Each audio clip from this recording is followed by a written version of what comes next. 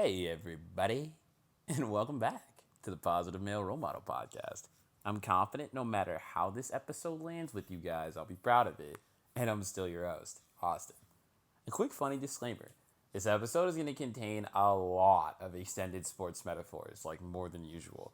So if it makes your skin crawl, I'm sorry, but if you speak this language, it's going to resonate more. And if you don't, I'm still going to try to paint a vivid enough picture that you can pick it up without having much personal experience or knowledge. So, today's episode is about one of my favorite things about myself that my friends often come to me about. It's about confidence. So, in real life, I am the go to guy to give you a fiery speech about facing your fears, not giving up on your dreams, how it's all gonna be okay. But before I talk about confidence, I wanna start by telling you up front I don't look at the quality the same way a lot of people do in society. I think confidence isn't just a state of mind or a quality about someone that you go, oh, that's Austin. He doesn't have to worry about being shy or afraid or nervous when he talks to people because he's just naturally confident. That's not how I feel confidence works, having heard this idea a lot in my life. I and other confident people you know definitely still get nervous or feel shy sometimes, or afraid of the same things you are afraid of too. Someone else being confident like you wish you were isn't them being able to do all the stuff you're afraid you can't do. That's just like you being afraid of doing stuff and like making explanations for it. Some explanations are valid, but you don't know someone else's story well enough usually to know that they don't struggle with similar things as you. They have something I don't, and that's why they succeed. Well, what if the thing that they have that you don't is the willingness to face their fear and insecurities and still try anyway? Our confidence isn't defined relative to your insecurities, it exists as a thing outside of that. I want to offer you a new idea of confidence, beyond just body language, which I could teach you, but it would just change how you externally present, not who you are inside. Beyond cool lines to say to people. You know I don't sell that type of content over here, unless you pay for my boot camp, of course. I'm kidding, hopefully, maybe. Yeah, I'm totally kidding. Maybe confidence is an assurance that you'll get a specific result. Trying with everything you've got because you're relying on a very particular outcome to unfold that you just need to happen. So you're confident it'll work, so it happens. Maybe confidence is knowing no matter what result you get, you'll be okay. You'll survive, you'll bounce back, you'll reach a strong state again, you'll continue. It'll all work out eventually. So I had so much fun telling you guys the story of me the last night in Switzerland last episode. Fortunately for you, I hate leaving people with cliffhangers, so I sat down and realized what happened after that night in Switzerland is actually a really great example of the concept of confidence as I'm describing it. Internal, felt security with total and complete outcome independence, even when it means being faced with the possibility of some rather unfun outcomes. Not the absence of feeling anxiety or panic, instead, making space and room for those feelings as you keep going and still showing up fully, working through those feelings and thoughts in real time. So, what happened after I got up from that bench and walked home from the lake and went to sleep? Well, I'm waking up in Geneva. Sunlight through my window, March 2020. A feeling in the air something was different. Check my phone. Call from the program that brought us all out there. COVID's more serious than we thought. You all have to go back home because of the travel ban being instituted soon. You can't stay here. We can't have people in person anymore. We'll figure something out remotely. Roll over. A knowledge that I could get trapped out in Europe for whatever was coming. A knowledge internally I needed to get back home. I look up Expedia flights because main airlines are already selling out of tickets. Everything is crazy expensive and getting more expensive by the minute. Buy tickets as fast as I can. Ignore the text on my phone about how I made a purchase on my credit card beyond the limit you told us to notify you at. Pack up everything. Go to work, grab my stuff. Grab coffee with my boss and team one last time and say goodbye, knowing I'm about to go on a journey for a little bit. The ticket I bought combined multiple airlines together. Only one I could find that could get me back to my home state. Switzerland to Heathrow, Heathrow to Boston, Boston to home. A long 16-hour flight sequence. A 52-minute layover between Switzerland and Heathrow. And then a flight from Heathrow to Boston. No worries. Trust me when I tell y'all, I've made tighter connections than this. Show up to the airport in Switzerland. Sit down in the plane. Notice it's taking a little longer to take off than expected. A message over the loudspeaker. Sorry guys, it's stormy over there, so we're just coating the plane in a little extra stuff to make the flight safer. 1 minute turns to 2. 2 minutes turns to 4. 4 minutes turns to 10. Eventually, takeoff. The stewardess is speaking to me in French, but she might as well be speaking to me in Sanskrit as I look at the time. Sitting in the back of this plane, stewardess offers me complimentary alcohol. Le vin, c'est gratuit?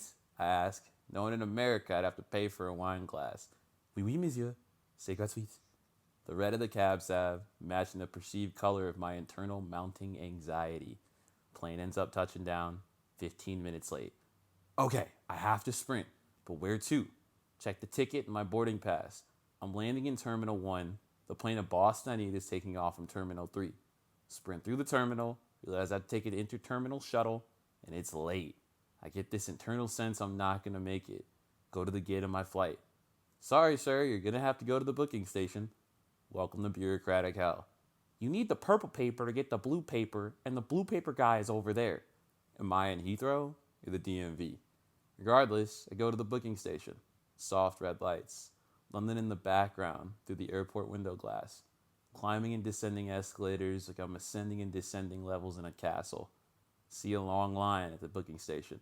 Clearly I'm not the only one getting screwed right now. But the real problem is everyone is trying to get rebooked on flights that have no more space. See a lot of people talk to the ticket station just to leave with their heads down and body language giving abject misery vibes. As I'm 2 people from the front of the line, I hear a loud noise through my AirPods. House and techno music going through a fader, getting quiet through musical transitions, leaving just enough dead air to hear, "What do you mean you can't rebook me? I have to see my kids. What's your name? I want to speak to your manager. I'm reporting you." Grown adults throwing tantrums at humans who can't control a thing, no more than we can control a thing as passengers. The booking attendant doing their best job to field questions and sit with other people's anxiety. I make a mental note to myself as I watch a lady over the age of 40 have this moment where she could have been a child. And I can see myself emotionally in both the lady throwing a tantrum because of a very legitimate and human fear, her family, her kids, just directed in the wrong way at the wrong person. But I can also see in myself the attendant sitting with somebody else's raging, targeted internal inferno. Something in me snaps out of the fear and anxiety of how this is all going to shake out for me personally, and I am internally overcome with laughter at the scene. My negative emotions and feelings stay, but subside in intensity. A deep inner peace fills me, a confidence. As I watch this scene, my first thought after, no matter how bad things are again for me, I ain't going out like that. Oh, hell no. Screaming in the middle of an airport at somebody? That's not me. Let's just see how this all plays out. Eventually, after asking me for an iPhone charger she can call her family, lady leaves and this area of the room takes a collective exhale. Booking agent lady tells me since I bought my ticket through a third party, the airline isn't responsible for giving me a hotel or anything. But if I go talk to this guy over here in this new line, they can at least rebook me for the flight to Boston in the morning at 6 a.m. and they can get me back home from there and maybe a hotel for the night. Here's a blue piece of paper. And I gotta take this blue piece of paper to the green paper guy over there. Walk to the green paper guy. No hotel. No way around the fact you gotta figure out what you're gonna do from 8 p.m. in London to 6 a.m. in the morning when your plane takes off. Look out the window next to the booking station. See the snow still on the landscape from the earlier snowfall. The snow on the ground in 2020 reminded me now in 2024 of the lyrics to a song I love. No light. Your eyes surrounded by all white. Wrapped around me, you're going snowblind. Addicted to getting your frostbite. I turn around to leave the line. Go to sit down to charge my phone nearby. Notice a girl right next to me about my age, wearing a Nebraska sweatshirt. I chuckle in my mind. A fellow Big Tenor out in London? My mentor in law school, a professor, always likes to say, there's no such thing as coincidences. I look at her. I say hi. We chat a bit. Turns out she's trapped in the same situation. We look for a bar in this desolate terminal. The faint sound of beeps and light streams from airport screens flickering through the halls. Everything is closed at first because it's late, but eventually grab a drink together. Talk about life. Her trip to Spain that's getting cut short, my trip to Switzerland that's getting cut short. We walk down terminals, across bridges, past prayer rooms, premium airline lounges that could have been great comfort, but currently they're empty in the name of status and consumerism. Somehow now, it's 3 in the morning. We're chilling in the boarding area, propping up backpacks on seats for arch support. Meet a new friend. Talk to a custodian who tells us we can stay until our flight in the morning, no problem. The Heathrow Heathens have their own little community and crew now. Always someone to watch your stuff when you go to the bathroom. As I'm sitting here with these new pals, exchanging life stories and dreams of the future, I look out into the city again. When you're awake this time of night in major cities' airports, there's little sign of other passenger life aside from people asleep on the floor. So you hear everything, and you see everything. And I can see street sweepers on mechanized ground cleaners rolling through the dark city streets. The soft sounds of the machines a dystopian ring over a society that is very aware that something is coming. Maybe not in their conscious mind, which watches on, astonished at how COVID is beginning to change things, but in their innermost awareness, a feeling that they can't shake. Am I in London or a Black Mirror episode? The sound of water dumping from the machines to clean the streets, a distinct sound, flooding water on and over pavement. You don't hear it very often, reigniting a memory of when I heard it most. I told you all I grew up in an inner city. Well, then let me take you home. I'm 11. It's a random summer day. School's out. Faint sound of an ice cream truck in the distance. Spider-Man and Sonic faces on popsicle sticks. Gumball eyes. The window's open for the heat, but a cross breeze from Neptune himself couldn't save you. Fans spinning in rooms you're not in. $0 but 9 cents worth of wasted electricity. Look out the window, sidewalks and streets, broken bottles on the side of the road. Hear the sound, rushing water, bouncing off of pavement while the sun's out reflecting off it. Look into the street, a basketball hoop put up in the middle of the road. Kids playing pickup basketball, blocking the street, water flowing down the sidewalk, into the street, draining into the sewers. All these kids watch basketball on TV, but today it's their chance to compete for urban supremacy. Who's gonna be Derrick Rose on this street? Green and brown grass in front yards could really use some of that water. Abandoned houses, givers of shade in this harsh sunlight. Walk down the street, following that water trail. The culprit? A fire hydrant, clearly forced open, flooding water down the block. Kids dancing in it. Joy, community, home. You watch as cars come down the street, all the kids clear out of the road to make way. But at the same time, is the game really waiting for the cars, or the cars kind of waiting for the game? I tell people all the time, just because the inner city is forgotten and ignored by many, doesn't mean everything that happens there is chaos and misery. I'm back in Heathrow, hearing that sound of rushing water, thousands of miles from home now. That song from the modern day comes back to my mind. So say what you want, yeah, on my own, to learn the code. So far gone, we're in control. Say what you wanted, it hurts me. An avalanche, a flash freeze, never stood a chance. So bury me under your snow. No individual snowflake feels responsible for an avalanche, but that doesn't change the fact that I could feel it coming down the mountain on the horizon. Eventually, this morning, the Heathrow Heathens say their goodbyes, acknowledging that we just held space for a very crazy felt experience for a night. Feeling like we were standing on the precipice of the end of the world, but not quite knowing why. Knowing that when the morning came and when we woke up, everything was going to be different. It felt like stepping into the dawn of a magical realism novel. I listened to Don Tolliver's new album that dropped that morning as I'm sleepwalking through Heathrow to my flight. Signs I can barely read, but they're in English now, so I have no excuse but my tired brain. In between notes. I'm feeling stance all in it, I'm all in it. You be on my back like a god again. Call her again, I'm in love with your friend. You be doing dirty, hot to everything. As it becomes evident that I'm going to get back on that flight, make it home in time, I finally start to relax and my shoulders begin to untense. Get on the flight, make it back to Boston, go there for the first time, having no idea I will be back in just 3 short years under wildly different circumstances. then catch my flight home from there. Maybe a story I'll tell you one day.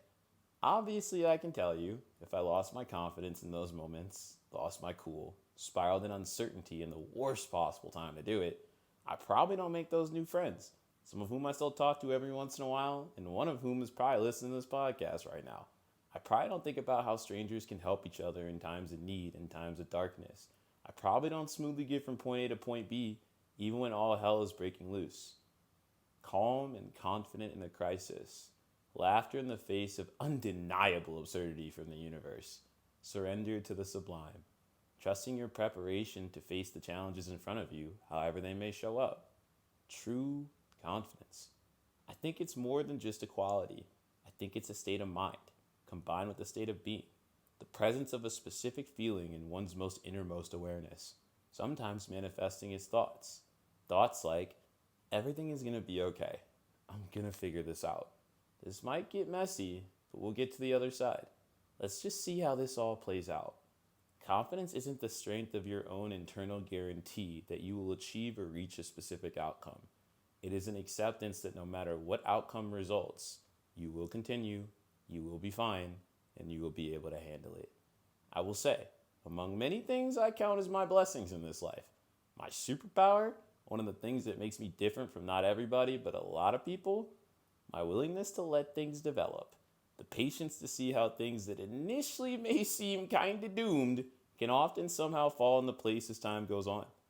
I'm reminded of playing my favorite board game of all time, Settlers of Catan, with my two best friends growing up.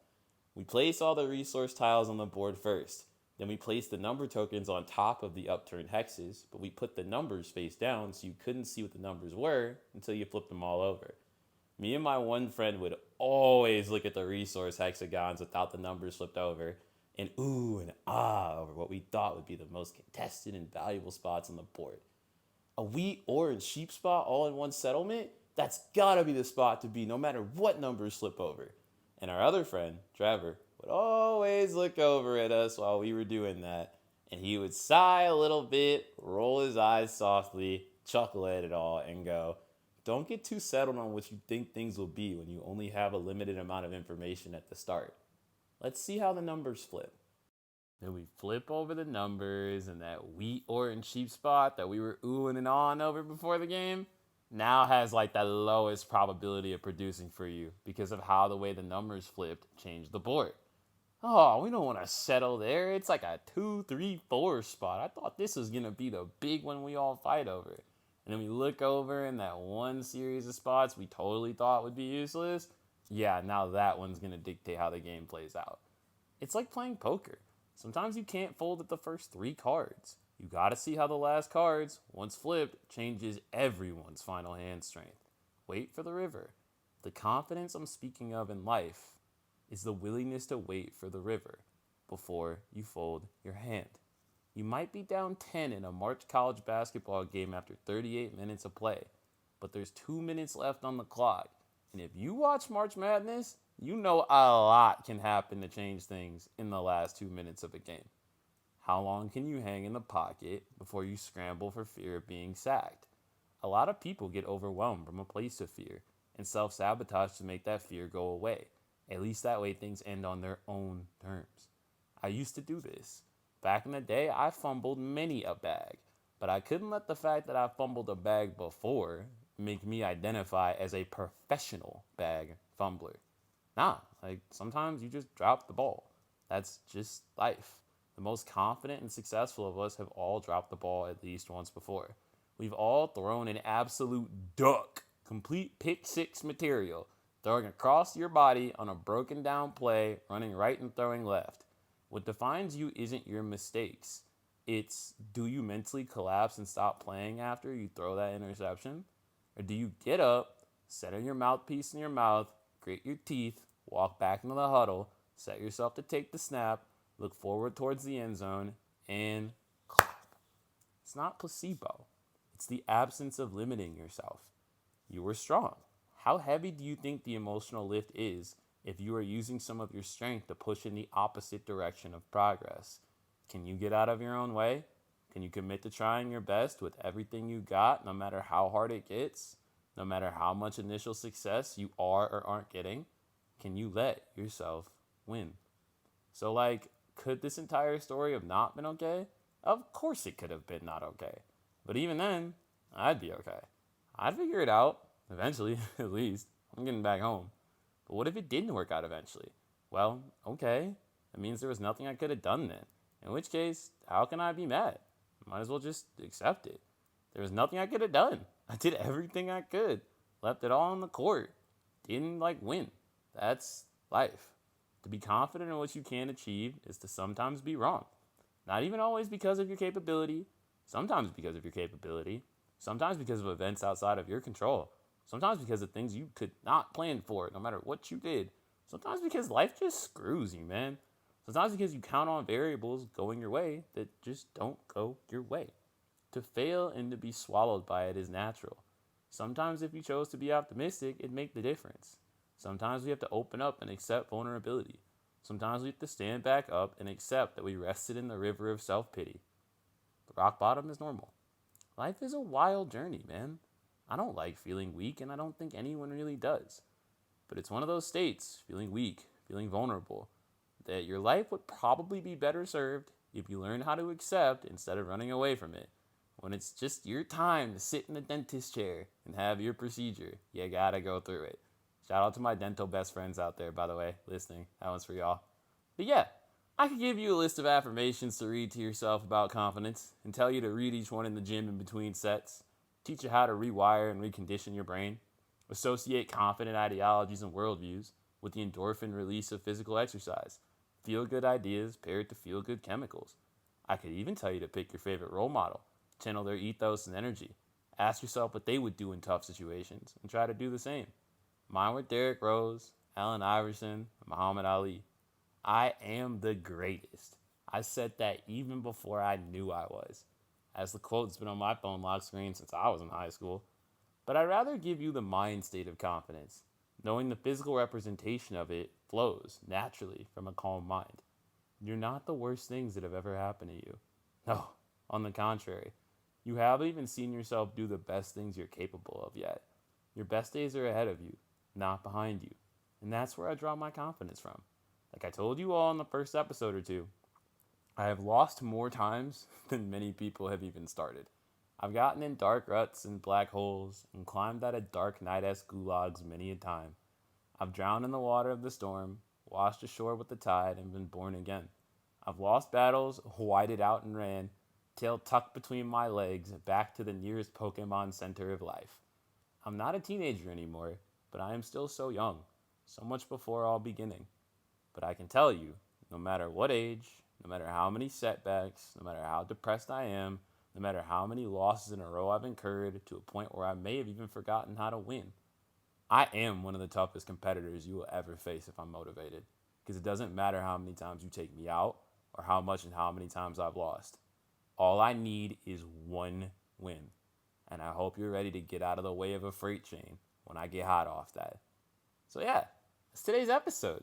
Thanks for listening, my good friends. I don't know what the next episode will be or when I'll drop it or any of that stuff. Soon, I promise. I got a busy week going on over here, so spare me. But I'm confident that inspiration will strike me eventually when my innermost awareness is ready to creatively speak. And I am confident that when it has something to say, regardless of the outcome, it's gonna be a banger. So, sending out confident, good vibes to all y'all, everybody listening this week while you work. I'll see you soon. Can't wait to talk. As always, rate 5 stars, subscribe wherever you're listening to this from. And just generally, I'm excited because I feel like something really good is coming on the horizon for a lot of us. So I just, simple question. Are you ready and are you confident for your miracle? So yeah, talk to y'all later. Peace.